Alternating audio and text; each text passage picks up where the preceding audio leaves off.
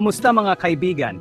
Alam kong marami sa inyo ang curious sa kung paano nagiging bahagi ng ating buhay ang Artificial Intelligence o AI.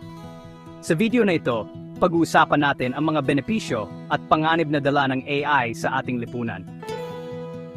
So, ano nga ba ang AI? Ang AI ay teknolohiya na naglalayong lumikha ng mga makina o software na may kakayahan na mag-isip at magdesisyon na parang tao. Isipin mo na lang kung paano nakakausap ang iyong smartphone o kung paano pinapadali ng mga algorithm sa social media ang paghanap mo ng relevant na content. Lahat ng ito ay gawa ng AI. Isa sa mga pinakamalaking benepisyo ng AI ay ang pagiging efficient nito. Sa medical na larangan, halimbawa, natutulungan ng AI ang mga doktor sa mabilis na pag-diagnose ng mga sakit at sa pagtukoy ng tamang treatment. Sa negosyo naman, pinapabilis ng AI ang mga proseso tulad ng customer service sa pamamagitan ng chatbots. At syempre, hindi mawawala ang automation na nagiging sanhi ng mas mabilis at mas maayos na produksyon sa mga pabrika. Pero tulad ng maraming bagay, may kaakibat ding panganib ang AI. Una, ang paggawala ng trabaho.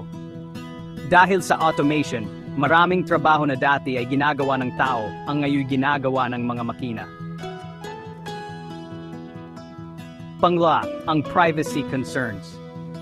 Dahil sa dami ng data na kinokolekta ng mga AI systems, nagiging malaking issue ang pagprotekta sa ating personal na impormasyon. Isa pang malaking issue ay ang ethical concerns. Paano kung magdesisyon ang isang AI na gawin ang isang bagay na labag sa moral or ethical standards natin?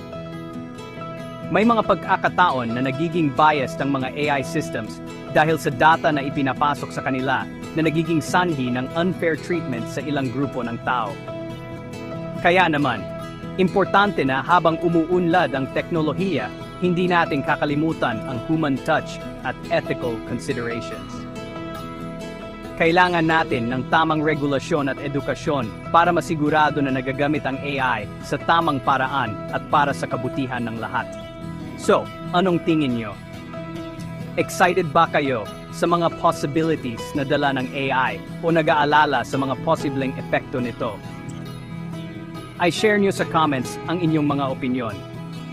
Huwag kalimutang mag-subscribe at i-like ang video na ito kung nagustuhan ninyo.